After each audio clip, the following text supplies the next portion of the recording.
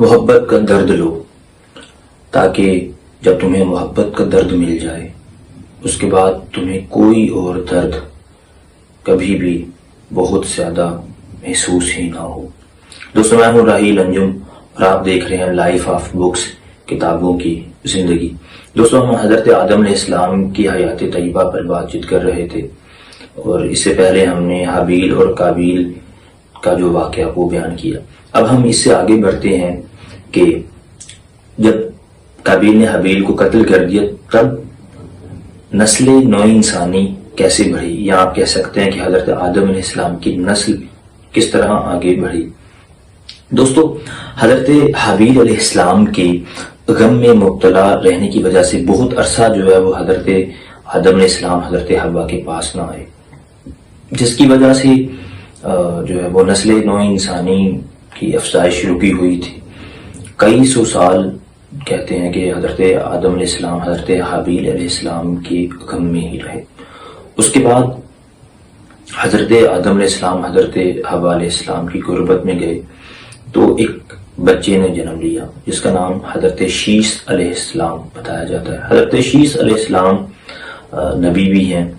اس کے بعد دیگر تاریخ کہتی ہے کہ اس کے علاوہ بھی حضرت آدم علیہ السلام کی یہاں اولاد پیدا ہوئی، اور ان کی جو ہے وہ شادیاں کچھ جنت کی حوروں سے، کچھ جنات سے، اس طرح مختلف روایات ہیں کہ ہوئی، اور اس طرح سے پھر نسل نو انسانی میں اضافہ ہوا۔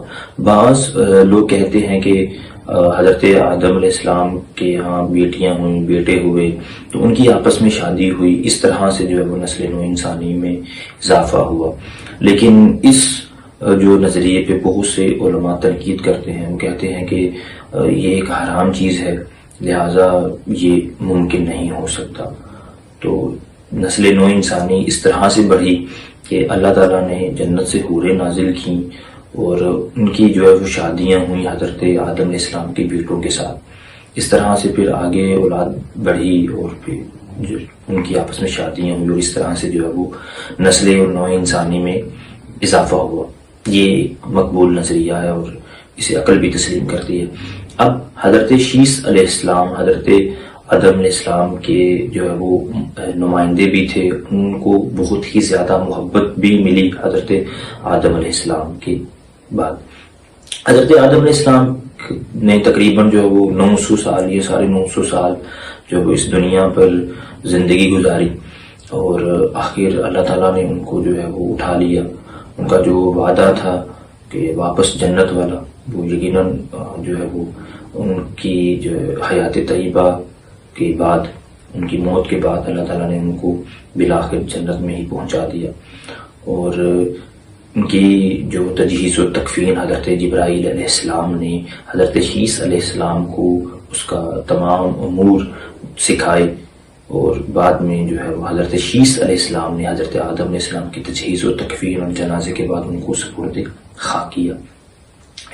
حضرت شیس علیہ السلام کے متعلق روایات کہتی ہیں کہ آپ پہلے معلم تھے جنہوں نے اولاد آدم کو درس و تدریس دی، ان کو علم و حکمت سکھائی، چونکہ یہ علم اور میراث میں ملا ان کو حضرت آدم علیہ السلام کی جانب سے۔ حضرت شیس علیہ السلام کے بیٹے تھے حضرت انوش علیہ السلام، جو حضرت شیس علیہ السلام کے بعد حضرت جو ہے وہ انوش علیہ السلام حضرت منتخب ہوئے، اور ان کو تمام علم حکمت حضرت شیس علیہ السلام سے ملی۔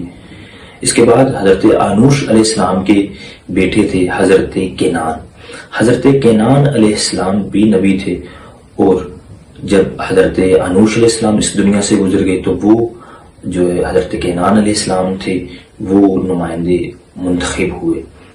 اس کے بعد حضرت کینان علیہ السلام کے ایک اولاد پیدا ہوئی حضرت مہلائل علیہ السلام۔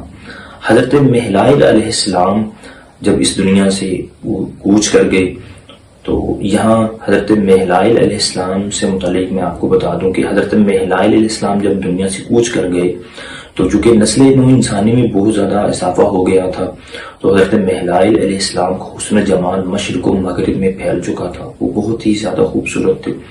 تو ان کی جو اولاد تھی وہ حضرت مہلائل علیہ السلام کو اکثر و بیشتر یاد کرتے، گریہ وزاری کرتے ان کی یاد میں. تو شیطان ایک دن حضرت مہلائل علیہ السلام کی اولاد کے پاس آیا اور ان کو کہا کہ تمہارا جو جد ہے مہلائل وہ تم سے بہت زیادہ جو ہے وہ غصے ہے، کیونکہ تم اس کو یاد نہیں کرتے، تم اس کی جو ہے پوجا نہیں کرتے. تو اس طرح سے پھر جو ہے شیطان نے ان لوگوں کو بہکایا اور ان کو ایک اسٹیچو، ایک بت تیار کر کے دیا حضرت مہلائل علیہ السلام کا. اس اسٹیچو کی اس کے بعد کچھ جو ہے وہ اولاد آدم یا آپ اولاد مہلائل کہہ سکتے ہیں، انہوں نے اسٹیچو کی جو ہے وہ بت پرستی شروع کر دی. یہاں سے انسانوں کے اندر بت پرستی کی ابتدا ہوئی. حضرت مہلائل علیہ السلام کے بیٹے تھے حضرت یرد. حضرت یرد علیہ السلام ان کے خلیفہ وہ منتخب ہوئے. انہوں نے لوگوں کو علم و حکمت کی طرف بلایا اور ان کو بت پرستی سے روکا. حضرت یرد علیہ السلام نے لوگوں کو اس حرام فعل سے، بت پرستی سے روکا اور وہ علم و حکمت کو اور یہ جو خلافت، اللہ کی جو خلافت تھی، اللہ کا جو وعدہ تھا، اس کو لے کر چلے. حضرت یرد علیہ السلام کے بعد حضرت ادریس علیہ السلام جو ہے وہ حضرت یرد کے بیٹے جو تھے وہ خلیفہ منتخب ہوئے. انشاءاللہ ہم آنے والی ویڈیوز میں حضرت ادریس علیہ السلام سے متعلق آپ کو تفصیل سے بتائیں گے. یہ درمیان میں جو آپ کو چند جو ہے وہ خلیفہ کہہ سکتے ہیں، یہ چند جو ہے وہ شخصیات، چند انبیاء کا ذکر ہوا. ان کا تاریخ میں چونکہ بہت ہی کم ذکر ہے، لیکن آپ کو بتانا اس لیے مقصود تھا تاکہ آپ کو آئیڈیا ہو. ہم جو کہ تاریخ کی کتابوں کو زیادہ جانتے نہیں ہیں تو اس لیے ہمیں علم ہی نہیں ہوتا بعض شخصیات کا. تو چونکہ نام موجود ہے، ان کا بہت ڈیٹیل سے، بہت تفصیل سے ذکر موجود نہیں ہے، تو اس لیے میں نے جو ہے وہ بہت ہی مختصر طور پر ان تمام انبیاء کا ذکر کیا ہے تاکہ آپ کو جو ہے ان کا آئیڈیا ہو، آپ کی معلومات میں اضافہ ہو. انشاءاللہ ہم آنے والی ویڈیو میں حضرت ادریس علیہ السلام پر سیر حاصل گفتگو کریں گے اور آپ کو بتائیں گے کہ حضرت ادریس علیہ السلام کی حیات طیبہ کس طرح سے رہی، آپ نے انسانیت کی خدمت کس طرح سے کی، خلافت کو کس طرح سے آگے بڑھایا اور نسلی نو انسانی کے لیے کیا کیا جو ہے وہ عمل انجام دیے. دوستو بہت شکریہ، جڑے رہے. انشاءاللہ ہم اپنے اس سیریز کو اسی طرح سے آگے کنٹینیو کریں گے.